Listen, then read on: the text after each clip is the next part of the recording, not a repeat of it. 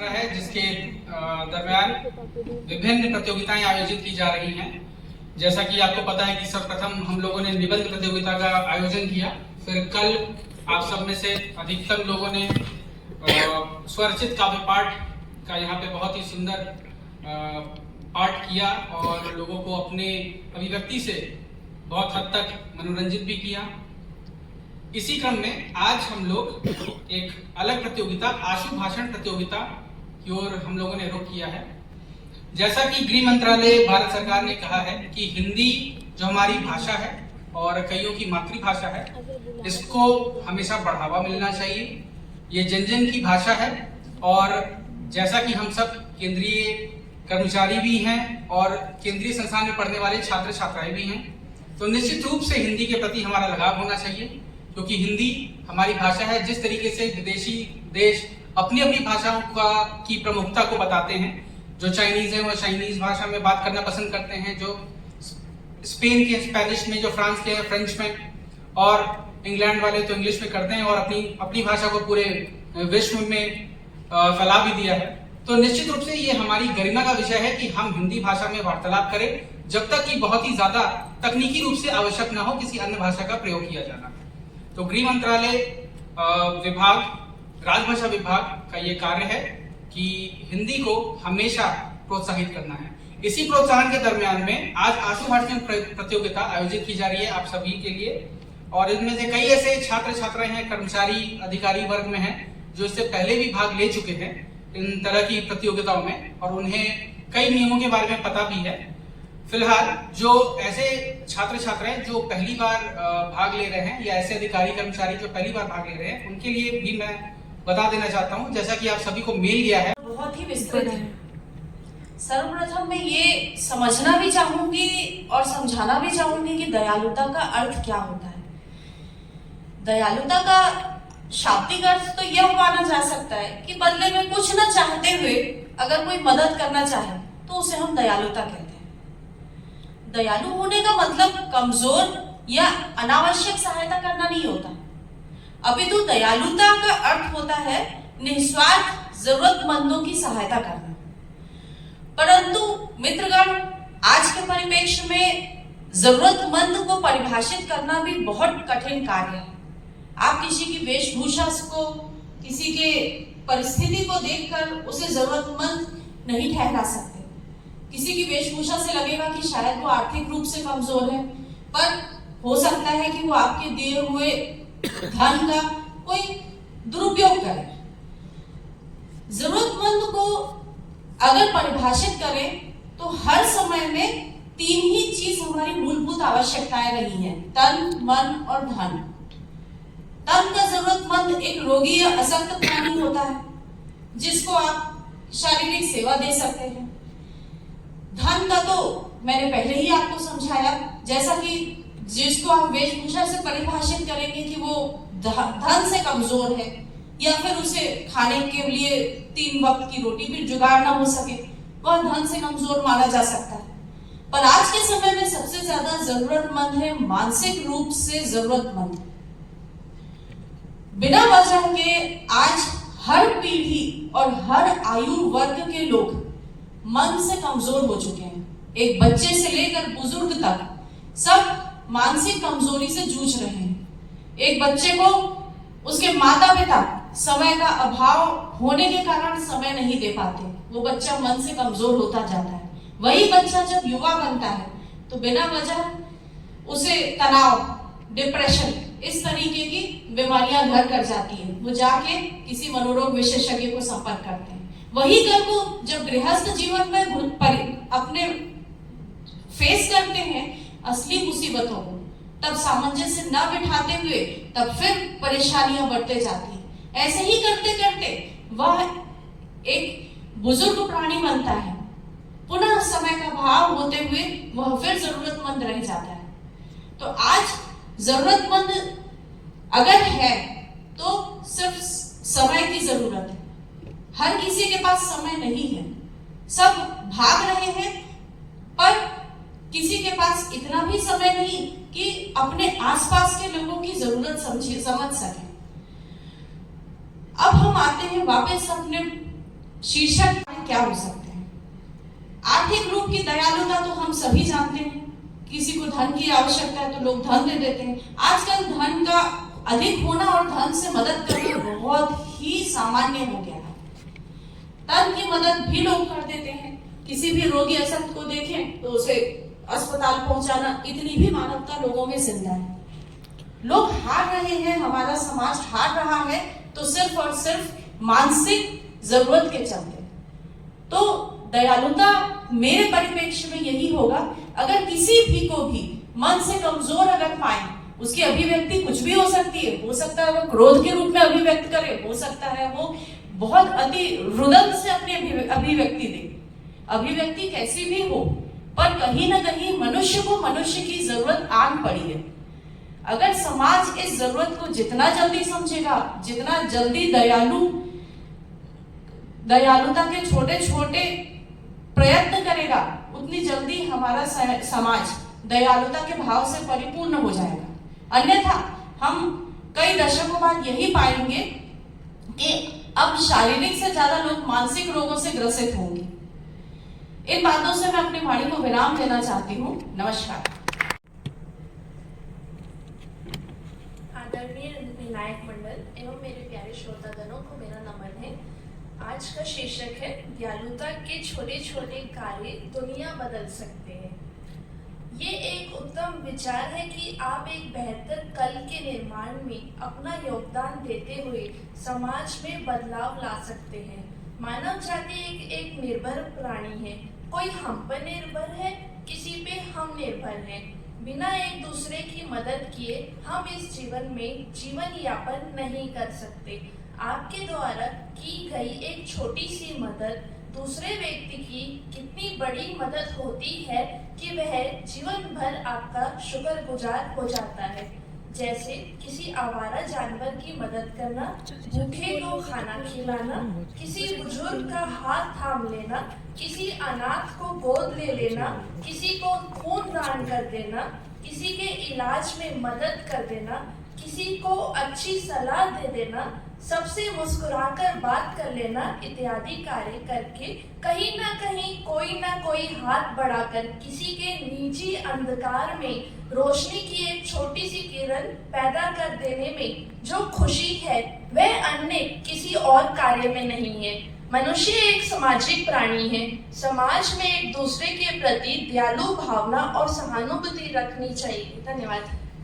जो है इस विषय पर बोलते हुए पहला भाव मेरे मन में जो आता है वो यही है कि कुछ विषयों पर बोलना, अपनी वाणी को पवित्र करना, अपने विचारों को शुद्ध करने के समान। दया भाव जो है वो ईश्वरत्व का प्रतीक है, ऐसा मेरा मानना है। और मैं ऐसा इसलिए कहना चाहता हूँ क्योंकि अगर आप श्रीमद् भगवद गीता पढ़ें और उसके 16वें अध्याय में जो 26 गुणों के बारे में बताया गया है, अभय से लेकर विनय तक, उनमें जो देवत्व के प्रतीक हैं, जो 26 गुण हैं, उनमें से दया, करुणा, सहानुभूति, ये वाला जो भाव है, इसको एक विशेष महत्व दिया गया है।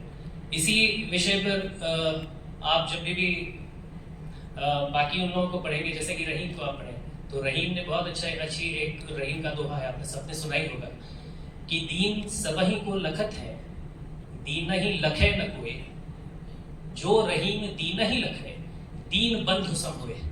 इसका कहने का मतलब है कि दीन भाव जो दीन को सबकी तरफ दीन देखता है, लेकिन दीन की तरफ कोई नहीं देखता है।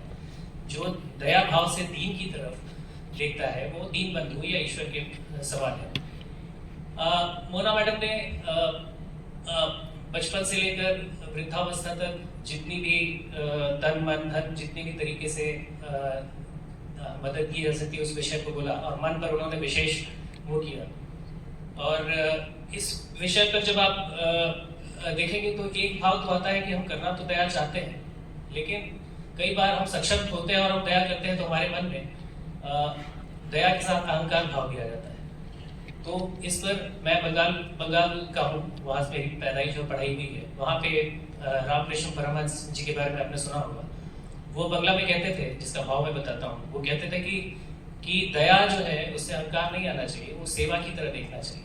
तो सेवा भाव से अगर हम उस पर जुड़ेंगे तो हम अपना बड़ा काम कर सकते हैं, बड़ी सेवा कर सकते हैं। एक सेवा का छोटा बीज, दया का छोटा बीज जो है वो भी बरगद बन सकता है। ये विज्ञान का सत्य है कि बटरफ्लाई इफेक्ट आपने सबने सुना ही होगा। इसका मतलब ये है कि विश्व के किसी एक कोने में अगर एक तितली पंख फड़फड़ाती है तो उस कारण से अंटार्कटिका की बर्फ भी पिघलने की क्षमता रखती है। तो आप एक छोटा सा काम भले अपने बगल में करें या व्यापक स्तर पर करें, उसका इफेक्ट कितना बड़ा हो सकता है, उसका प्रभाव कितना बड़ा हो सकता है, ये विषय पे आपको ध्यान देना होगा। बाकी विषय मैडम ने कवर किए थे, इसलिए मैं उस पर नहीं जाना चाहता हूँ। कुछ अलग तरीके से मधुरानी जी ने बोलने की बात है, तो मैं सबसे पहले बताऊं कि वियोगी होगा पहला कवि, आ से निकला होगा गान। आपको मैं याद दिलाऊं कि सबसे पहले जो कविता ब्रह्मांड में लिखी गई है वो वाल्मीकि द्वारा लिखी गई थी, और एक पक्षी के कार्य कैसे दुनिया में बदलाव ला सकते हैं। मर्यादित जीवन जीने और समाज कल्याण की प्रेरणा देने वाले महान ग्रंथ रामचरितमानस में लिखा हुआ है, दया धर्म का मूल है, पाप मूल अभिमान, तुलसी दया न छोड़िए जब लग घट में प्राण। अर्थात तुलसीदास कहते हैं कि दया ही धर्म है और अभिमान पाप के समान है, और हमें तब तक दया नहीं छोड़नी चाहिए जब तक हमारे तन में प्राण है।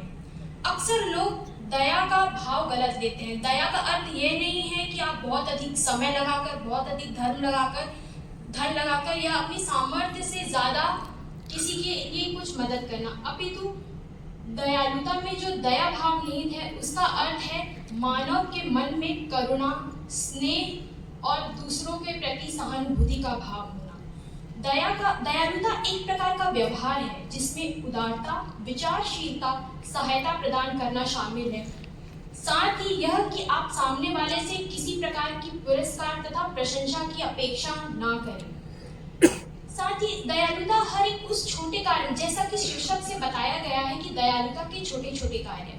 जब आप किसी अच्छी जगह पर हैं तो अपने अधीनस्थ कर्मचारियों की गलतियों को माफ करना, उन्हें सुनने की क्षमता होना, किसी को भी बोलने के पहले सोचना, किसी को भी अल्पकालिक गर्व के बजाय दीर्घकालिक संबंधों के मामले में सोचना और उसके अनुसार कार्य करना, ये सभी दयालुता के लक्षण होते हैं।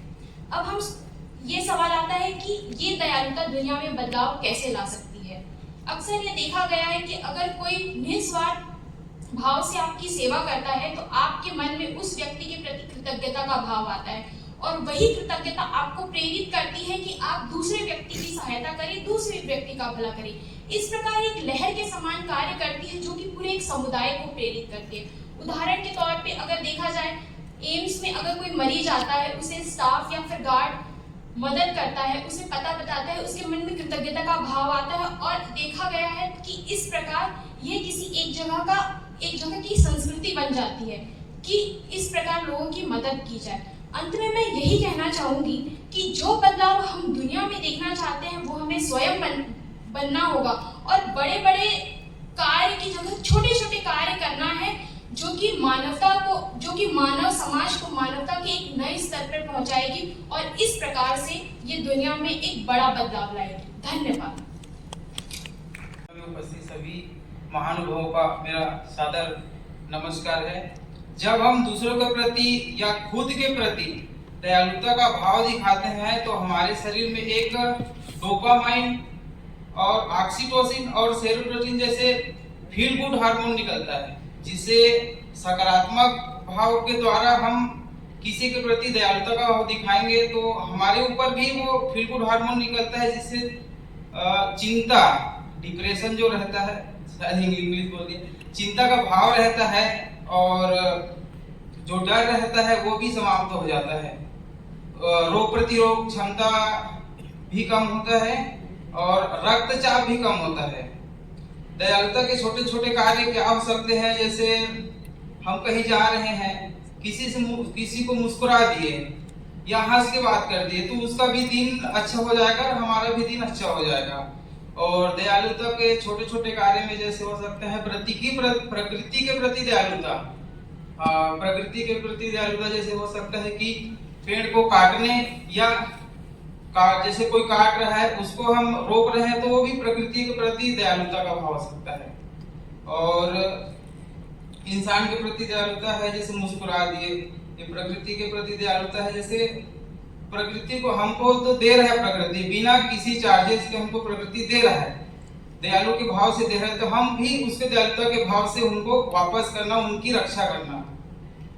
दया वह भाषा है जिसे बहरे सुन सकता है और अंधे देख सकते हैं। जीवन में किसी पर दया करोगे तो वापस वो याद करेगा, क्योंकि दया का उल्टा याद होता है। मानव जीवन में 3 चीज महत्वपूर्ण है। पहला दयालु होना, दूसरा दयालु होना है और तीसरा दयालु होना है। कुल मिला के हमें दयालु होना है। दयालुता एक दवा है। मेरा ये पहला है, आज फर्स्ट टाइम मैं यहाँ पे हूँ, तो जो भी गलतियाँ होंगी मुझे माफ़ कीजिएगा। मैं बहुत छोटे और सरल शब्दों में दयालु के छोटे छोटे कार्य जो हम सबके दुनिया में जीवन बदल सकती है, इसके ऊपर एक छोटी सी कहानी बताने की कोशिश करूँगी। पहले तो हम ये समझेंगे कि दया का महत्व, दया से हम दूसरों के दुख दर्द बांट लेते हैं और उनकी मदद करते हैं।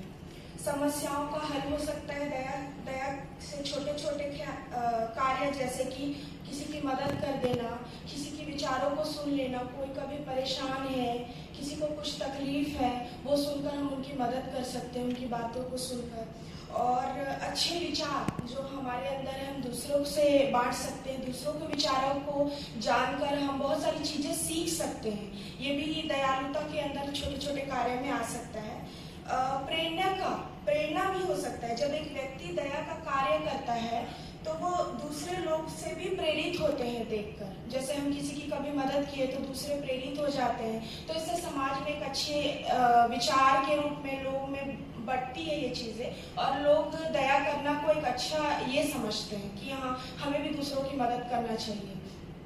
इसी के ऊपर मैं आपको छोटी सी कहानी बताना चाहूँगी। एक गांव था, उसमें एक किसान रहता था, उसका नाम रामू था। वो बहुत गरीब था।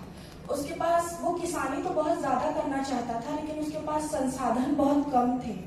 तो इस वजह से वो बेचारा बहुत सोचता था कि कैसे मैं अपनी किसानी को बढ़ाऊँ, अपने आय को बढ़ाऊँ, लोगों की मदद भी करना चाहता था। वो कई बार बेचारे गरीब लोगों को, भूखे लोगों को अनाज बांट देता था। तो इसी तरह से एक बार वो जब अपने खेत जा रहा था तो उसे रास्ते में एक बुजुर्ग आदमी जो कि बेहोश मिला, और वो बहुत दर्दनीय स्थिति में था।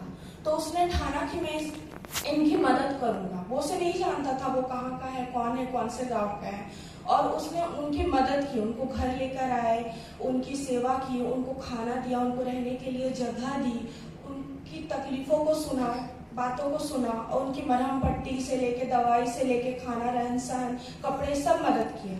और निष्पाक भाव से, मतलब उनको उसके बदले में कुछ नहीं चाहिए था। उन्होंने सोचा भी नहीं था कि आगे चल के वो एक बहुत बड़ा विद्वान साधु निकला, और उन्होंने उनको आशीर्वाद दिया कि तुम बहुत प्रसिद्ध और बहुत आगे जाओगे। और आगे चल के वो आदमी इतना अच्छा, खेती किसानी के लिए उसको सारे संसाधन मिलने लगे, वो प्रख्यात होने लगा गांव में, उसके नाम चलने लगे, और उसने बहुत नाम कमाया, और वो उन साधु के पास फिर अक्सर जाने लगा। इसी तरह से हम भी अपने जीवन में अपने आसपास के लोगों की बातों को सुनकर, उनकी मदद करके अपने जीवन को और साथ ही उनके जीवन को भी बदल सकते हैं। बस ये छोटी सी बात मैं अपने आप सबके सामने रखना चाहती थी। Thank you.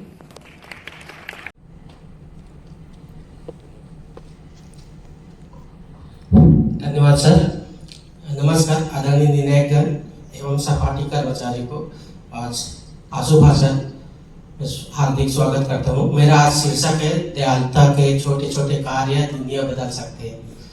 दयालु और करुणा के कार्य करने से पता चलता है कि लोग दयालु और करुणा होते हैं, वे अपने जीवन में संतुष्ट बहुत होते हैं, उनके शारीरिक और मानसिक स्वास्थ्य बेहतर होते हैं, और ये लोग अकेलेपन बहुत कम महसूस करते हैं। दयालु कार्य में दूसरों को हम विश्वास दिलाते हैं कि हम उनकी परवाह करते हैं, वे हमारे लिए खास होते हैं। यह जानना है कि कोई व्यक्ति आपकी परवाह करता है और आपकी परिवार की तरह समझते हैं। पहले व्यक्ति एक दूसरे की मदद करने के लिए हमेशा तत्पर रहते थे, लेकिन आज के समय में तो पड़ोसी को मदद करने तो छोड़ो, दूसरों दुख में भी साथ नहीं आते। किसी को प्यार से बात करना, एक अच्छा शब्द कहना, अपराधिक काम करना, सब दयालुता को दर्शाता है। दयालु का अर्थ होता है सहानुभूति और दया। एक दयालु व्यक्ति को हमेशा प्रेम, करुणा, सहानुभूति, देखभाल, विचारशीलता, निष्पक्ष समझ और दूसरों के प्रति सम्मान ही दयालुता की छोटे छोटे कार्य में बदलाव आ सकती है। दयालुता दिखाने में हम सामाजिक बंधन बनाने में, अपने रिश्तों में विश्वास और स्वीकृति बढ़ाने और हमारी खुशी बढ़ाने में मदद मिलती है। दयालुता के बारे में हमें आश्चर्य की भी बात यह है कि आप जितनी अधिक दयालुता देते हैं, आपको बदले में ही उतनी अधिक मदद मिलती है। धन्यवाद। जय हिंद, जय भारत, जय छत्तीसगढ़।